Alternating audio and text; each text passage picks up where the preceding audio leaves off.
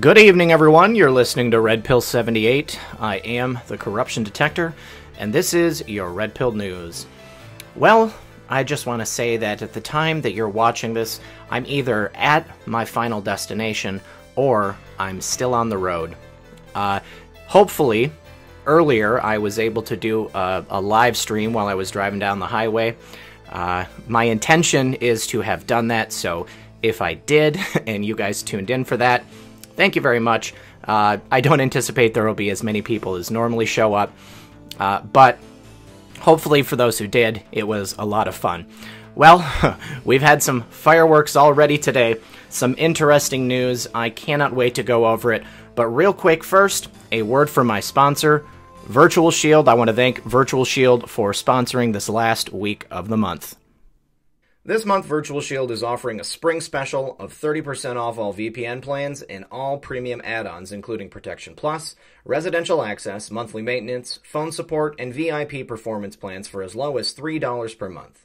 And don't forget about IdentiSafe, which allows the customer the ability to block off computer microphone and camera access from any unwanted spies and hackers. Remember, Virtual Shield is one of the easiest VPNs to use in the world. It's also one of the fastest. Their no-log policy protects its users from any data breaches. So go to virtualshield.com/redpill78 and sign up for your free month along with 35% off at this exclusive link. All right, guys, thanks for sticking around. And once again, thank you to Virtual Shield for believing in the programming that I'm putting out here, allowing me to make these videos and not have to worry about censorship. First of all, from the Gateway Pundit, breaking news, President Trump announces the FBI and the DOJ will review the outrageous Jussie Smollett case in Chicago. A national embarrassment. Yes, it is. On Tuesday, 16 felony counts were dropped against Jussie Smollett. Every count the grand jury brought back, in exchange for a $10,000 bond and a few hours of quote-unquote community service at Jesse Jackson's Rainbow Push Coalition, in a stunning display of lawlessness and corrupt Chicago prosecutors. Smollett could still face federal charges for the threatening letter he sent himself 1 week before he staged the fake MAGA hate crime. CWB Chicago obtained the police files of Jussie Smollett's case through a FOIA request. However, once it was realized that the records were part of the judge's order to seal the records, it stopped the release of documents going forward. Cook County State's Attorney Kim Foxx defended her office's decision to drop charges against Smollett as standard operating procedure for someone charged with Class 4 felonies. Do we have any listeners in the audience who have ever been charged with a Class 4 felony and then had it summarily dropped with essentially no punishment? I'd love to hear back from my audience. Chicago police are furious over Cook County State's Attorney Kim Foxx's decision to drop all the charges against Jussie Smollett. Chicago Police Superintendent Eddie T. Johnson said in a presser on Tuesday that prosecutors brokered a deal in secret to circumvent the judicial system. On Thursday morning, President Donald Trump weighed in on the Smollett case for the first time. The president tweeted, "The FBI and DOJ will review the outrageous case that is an embarrassment to the nation." Now, verbatim from President Trump earlier this morning, FBI and DOJ to review the outrageous Jussie Smollett case in Chicago. It's an embarrassment to our nation. The president said it, and he said it best. This case is such a miscarriage of justice, if only for the fact that it's so obvious what this gentleman did, or what this person did, rather. I know people don't like it when I say gentleman. I can't help it, guys. I'm too polite. Well, as I said in my video last night, the FBI is still reviewing that letter. That letter is a very, very serious crime. Jussie Smollett went on social media after quote-unquote receiving that letter and made a plea for people to be wary of things like anthrax because it could just show up in your mail. Wow. Wow. To think that he would stage an attack like that, pretend that he was at risk for receiving a very deadly substance like that, putting everyone in his office at danger, putting everyone in his office at risk, and in danger. And then all the charges get dropped. Well, it's a good thing that's a federal issue right there, because the FBI better take a really good hard look. You might be able to get away with your state time, Jussie, but hopefully you're not going to get away with the federal crimes you committed. Next, also from the Gateway Pundit, Rand Paul said it out loud. Obama's Justice Department sent spies into the Trump campaign to entrap him, and we have video. Rand Paul is a baller. Love those sunglasses, brah. Kentucky Senator Rand Paul told Fox and Friends on Thursday that he has a source that told him Barack Obama's intelligence community sent spies into the Trump campaign in an attempt to entrap him. Senator Paul said that John Brennan, James Clapper, and James Comey were frustrated that nobody believed the ridiculous dossier compiled by Christopher Steele attempting to link Donald Trump to Russia. So they sent in spies. Well, my source tells me that the intelligence community, Obama's intelligence community, Brennan, Clapper, Comey, they were frustrated because they had this Russian dossier, but no one believed it was real, Paul said. It wasn't verifiable. They couldn't get anything out of it. So they sent spies into the Trump campaign. They tried to entrap Trump officials into admitting that they were working with Russia, but it wasn't working.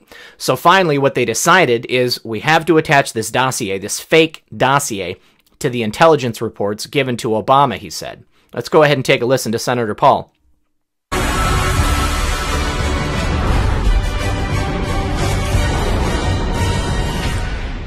President Trump calling to investigate Obama-era officials for their role in launching the Russia collusion probe. Senator Rand Paul of Kentucky tweeted out last night this shocking claim. Breaking, a high-level source tells me it was John Brennan who insisted that the unverified and fake Steele dossier be included in the intel report. Brennan should be asked to testify under oath in front of Congress as soon as possible. Senator Rand Paul joins us now to explain. Senator Paul, what more can you tell us about the lead you got?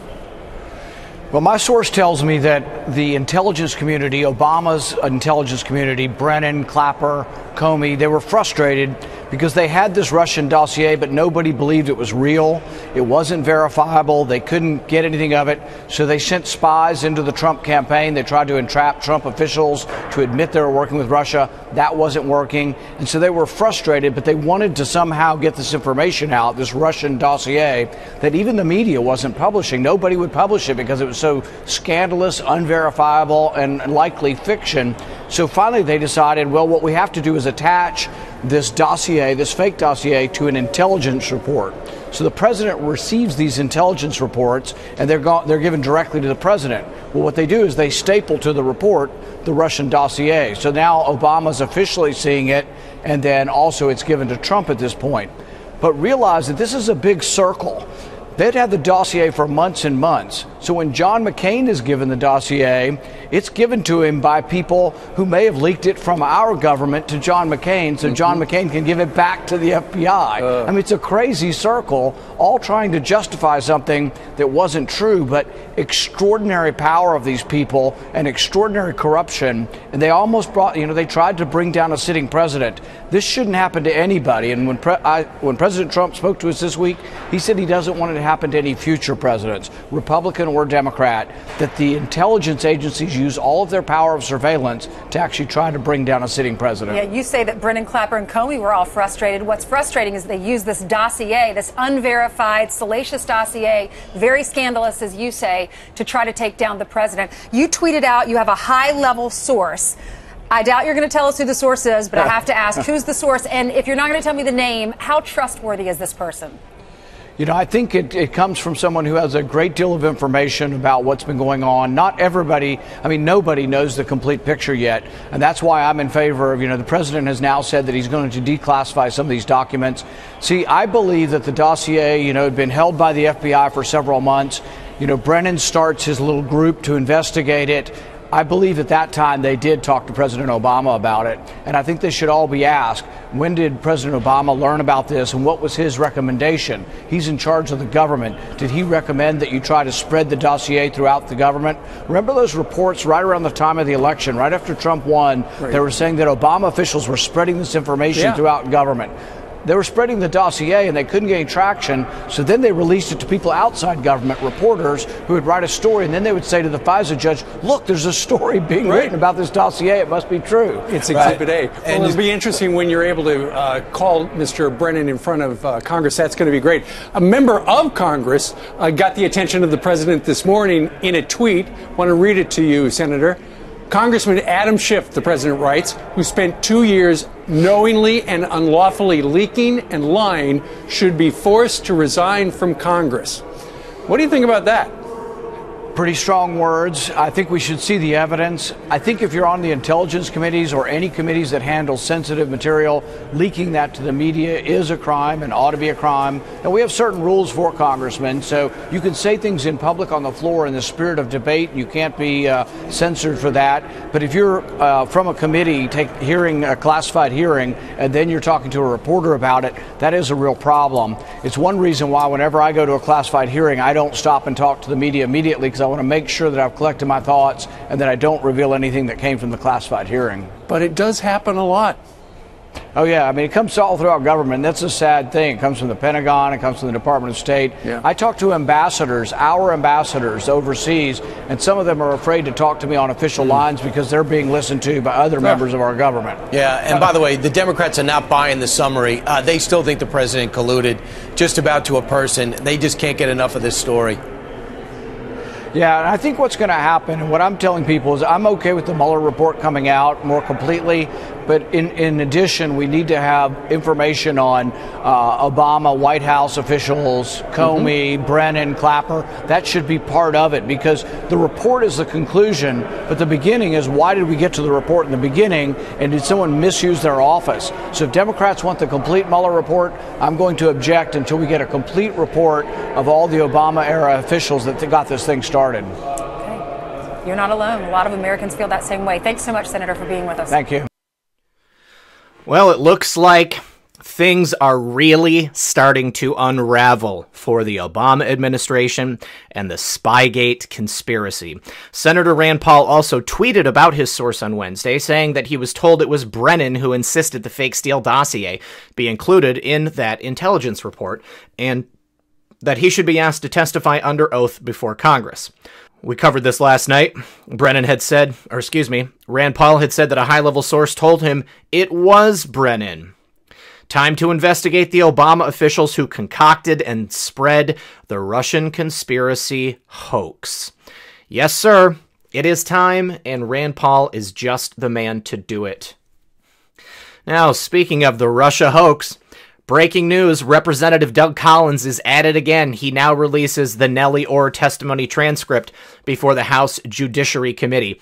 She was a contributing author of the phony dossier, if you remember, if not perhaps the author, the ghost author for Christopher Steele. In December 2017, the head of opposition research firm Fusion GPS admitted in a court filing that his firm paid Nellie Ohr, the wife of senior Justice Department official Bruce Ohr, to help dig up damaging information on then-candidate Donald Trump. The connections between Nellie Ohr and the Spygate scandal were hidden at a distance for months. As previously noted at TGP, Nellie Ohr is a communist sympathizer connected to Russia, as well as a corrupt never-Trumper. Author Diana West at the American Spectator posted an article on Nellie Ohr last year. Nellie Ohr is the dossier spying scandal's woman in the middle. To one side of Ohr, there is the Fusion GPS team, including fellow contractor Christopher Steele.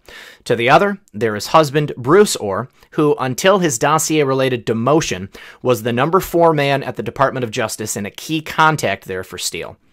What's more revealing about Nellie Ohr is that the men in her life are protecting her involvement in the Russia scandal. Notably, the dossier men in her life have tried to shield Ohr from public scrutiny, even at professional risk. Her husband, as the Daily Caller News Foundation reports, failed to disclose his wife's employment with Fusion GPS and seek the appropriate conflict of interest waiver, which may have been an important factor in his demotion from Associate Deputy Attorney General late last year. Under Senate and House questioning, Fusion GPS co-founder Glenn Simpson consistently failed to disclose Nellie Ohr's existence as one of his firm's paid Russian experts, let alone that he hired her for the red-hot DNC Clinton campaign Trump-Russia project. Even Christopher Steele may have tried to keep Nellie Ohr undercover. Steele, put forth as the dossier author ever since its January 2017 publication in BuzzFeed, does not appear to have let on to his many media and political contacts that he had dossier assistance from at least two fellow Fusion GPS Russian experts, Nellie Ohr and Edward Baumgartner. Baumgartner, interestingly, was a Russian history major at Vassar in the 90s when Nellie Ohr taught Russian history there. It appears that the men in Nellie's life did all they could to prevent Nellie Ohr from being outed as being involved in the dossier because she also has links to the clowns in America and therefore John Brennan. Now this. New evidence suggests Nellie Ohr was working for the clowns and Fusion GPS when she passed on the junk Trump Russia dossier and information on the Trump children to the DOJ and FBI. Here's a couple of tweets from Last Refuge. Having read the Judicial Watch docs, one thing is flippin' certain. Nellie Ohr was always working for the U.S. government. No one spends that much time gathering, formatting, and distributing that much information for free. She has to be a government-contracted employee for the DOJ. At least she was in 2015 and 2016. The latest FOIA requests indicate Nellie Ohr was working for the DOJ in 2015 and 2016. Page number 22 is interesting. Whose phone call records? Bruce or Nellie? Contact was Rod Rosenstein, December 13th, 2016, before the inauguration, long before Jeff Sessions recommended Rod Rosenstein. There they are, already in contact. We already knew Nellie Ohr worked for the clowns as an open-source analyst in years past, see below, together with Bruce and Fusion's Glenn Simpson. But the latest FOIA documents seem to indicate she was working for the DOJ NSD in 2015 and 16. There she is, Nellie Ohr, open source works with the clowns, and Glenn Simpson, senior fellow at the International and Assessment Center in Alexandria, Virginia, where the clowns are prevalent. This means Nellie Ohr was working for Fusion GPS and the DOJ at the same time, probably pulling quite the salary. This means Nellie Ohr was working for Fusion GPS on the Trump Oppo research and the Steele dossier stuff, and the US DOJ on other Russian matters at the same time. How convenient. And after Fusion GPS got the money contract from Clinton to create the Steele dossier in April of 2017, which became Nellie's primary assignment at Fusion, was exactly when Nellie got the ham radio license. Look at that. Nellie Ohr, ham radio. What an interesting idea. It would allow her to communicate without being surveilled. On Wednesday night, during the interview with Sean Hannity, President Trump called Nellie Ohr the author of the phony dossier. Nellie Ohr has deep involvement with the creation of this fraudulent document. Jerry Dunleavy from Twitter says, new congressional interview transcripts from Fusion GPS employee Nellie Ohr, wife of DOJ official Bruce Ohr, reveal details about her meeting with Trump dossier author Christopher Steele the day before the FBI launched its Trump-Russia investigation. On Thursday, Representative Doug Collins released the Nellie Ohr testimony in front of the House Judiciary Committee. Let's go ahead and take a listen. Thank you, Mr. Speaker. Thus far, I have released 4 transcripts of interviews from the Judiciary Committee into the apparent wrongdoing at the FBI and Justice Department. Today, I release the 5th. The American people deserve transparency. They deserve to know that what transpired at the highest levels of the FBI at the origin of the probe into President Trump's campaign. Therefore, Mr. Speaker, I request that dougcollins.house.gov/Nellie Ohr be placed into the record so the American people can review the transcript of Nellie Ohr's interview. I will continue to work to release as many transcripts as possible. The American people deserve the truth, and I yield back. Thank you so much, Representative Collins. Without people like you, the American public might not actually know the truth. If it was up to the Obama administration, we know we certainly would not. All right, 2 more articles having to deal with Adam Schiff. Bravo! GOP Representative Conway tears into Russia conspiracy theorist Adam Schiff and reads a letter demanding his resignation. And we have video. Bravo! The House Intelligence Committee met on Thursday for the first time since the release of the Mueller report on Sunday. The House Republicans all signed a letter calling on corrupt leaker, liar Representative Adam Schiff to resign from the committee in their opening remarks. 9 Republican members on the Intelligence Committee signed a letter before the hearing demanding Schiff resign. Dear Chairman Schiff, since prior to the inauguration of President Trump in January 2017, you have been at the center of a well-orchestrated media campaign claiming, among other things, the Trump campaign colluded with the Russian government. Indeed, before the appointment of Robert Mueller as special counsel, you alleged during one of your frequent television interviews that there was more than circumstantial evidence of collusion, but that you could not go into particulars. You repeated public statements which implied knowledge of classified facts supporting the collusion allegations. Occurred at the same time, anonymous leaks of alleged intelligence and law enforcement information were appearing in the media. These leaks, often sourced to current or former administration or intelligence officials, appeared to support the collusion allegations and were purported to be related to ongoing investigations of President Trump and his associates. As you know, the committee has long been aware of and actively engaged in intelligence oversight activities related to Russian malign activities. As part of our duty to oversee the actions of the intelligence community, we conducted a thorough investigation related to the 2016 Russian efforts to interfere with U.S. elections. This investigation included a review of allegations that the Trump campaign colluded with Russia. The committee found no evidence that President Trump or anyone associated with the Trump campaign colluded, coordinated, or conspired with the Russian government. The minority views which you submitted were attached to the committee findings. Your views did not provide any evidence to support the claim of collusion. On March 24, 2019, the special counsel delivered his findings to the Department of Justice. The notification to Congress stated, the special counsel's investigation did not find that the Trump campaign, or anyone associated with it, conspired or coordinated with Russia in its efforts to influence the 2016 U.S. presidential election. Special counsel Robert Mueller's findings are consistent with those of this committee, as well as the public statements of various senators on the Senate Select Committee on Intelligence. Despite these findings, you continue to proclaim in the media that there is significant evidence of collusion. You further have stated you will continue to investigate the counterintelligence issues. That is, the president or people around him compromised in any way by a hostile foreign power. Your willingness to continue to promote a demonstrably false narrative is alarming. The findings of the special counsel conclusively refute your past and present assertions and have exposed you as having abused your position to knowingly promote false information, having damaged the integrity of this committee and undermined faith in U.S. government institutions. Your actions, both past and present, are incompatible with your duty as chairman of this committee, which alone in the House of Representatives has the obligation and authority to provide effective oversight of the U.S. intelligence community. As such, we have no faith in your ability to discharge your duties in a manner consistent with your constitutional responsibility and urge your immediate resignation as chairman of this committee. Boom! Look at that! Wow! Representative Conway read the letter before eyewitnesses testified in the committee. And Eric Lorber is the Senior Director at the Center on Economic and Financial Power. Thank you all for joining us today. I now yield to the ranking member for any opening remarks he'd like to make. Thank you, Mr. Chairman. Today we will hear from a panel on Russian oligarchs. Challenges emanating from Russia have been an abiding topic of this committee for many years. In fact, under the Obama administration, committee Republicans repeatedly warned the administration, both privately and publicly, that more resources and better intelligence were needed to counter numerous threats to our national security from the Kremlin.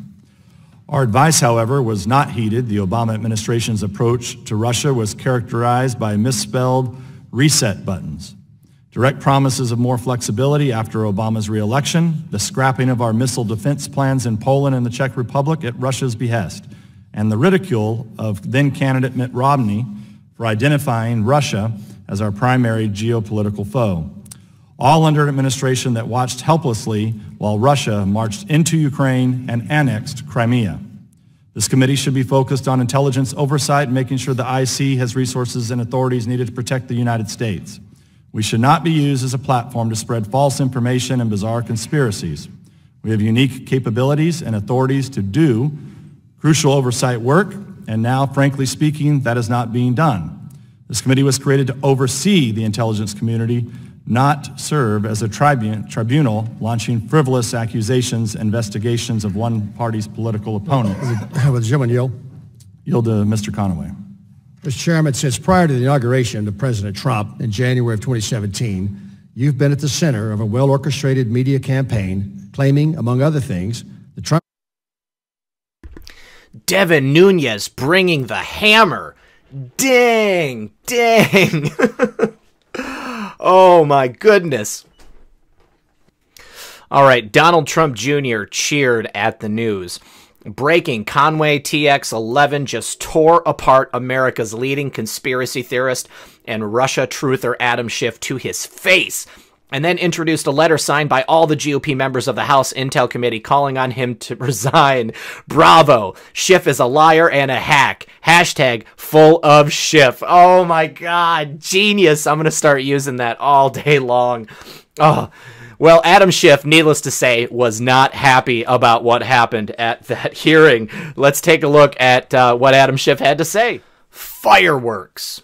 Crooked leaker, liar, Adam Schiff cuts mic on Representative Turner after opening remarks on Intel Committee. This was wild. The House Intelligence Committee met on Thursday for the first time since the release of the Mueller report on Sunday, and the House Republicans all signed a letter calling on corrupt leaker liar Adam Schiff to resign from their committee in the opening remarks. Look at Adam Schiff with that pie-eyed gaze. Schiff followed this up with a fresh pack of lies, saying there was collusion between Trump and Russia. The Trump was working with the Russians before the election, and that Trump was working with Putin to build the Trump Tower in Moscow during the election. None of this is true or factual. Adam Schiff continues to lie to the American public.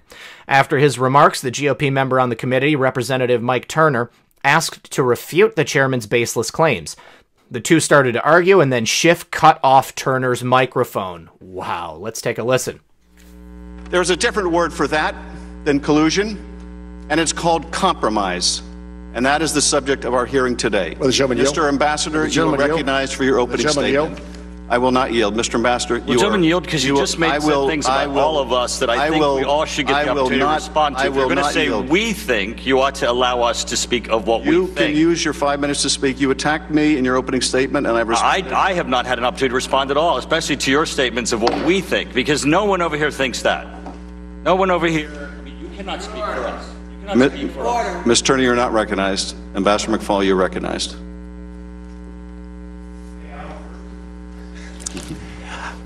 Thank you, Mr. Chairman. Thank you, Ranking Member Nunes and everybody else that's here today. I want to start with some good news. The ideological struggle This is very real. It is still very fresh. We are only 5 days removed from the findings of William Barr as to what he concluded based on the Mueller report that was released on Sunday afternoon. What the Republicans have just done on the House Intelligence Committee, all 9 Republican members have signed a letter demanding the immediate resignation of Adam Schiff, the chairman of this committee, from the committee chair position. This is something that Kellyanne Conway first talked about on Monday. Many other Republicans have joined that chorus day after day this week. The president even chiming in last night in that interview with Sean Hannity, expecting the same. This is very, very real. We are living in the mirror world, and Adam Schiff's world is crashing down around him. He knows his time is limited, and he is trying to contain the damage that's done against him by continuing to spread this Russian collusion conspiracy myth. Wow, guys. Well, that's all I've got for you today. I just want to thank everyone for joining me. As always, I am Red Pill 78, the corruption detector, and this has been your Red Pill News. Good luck, everyone, and God bless.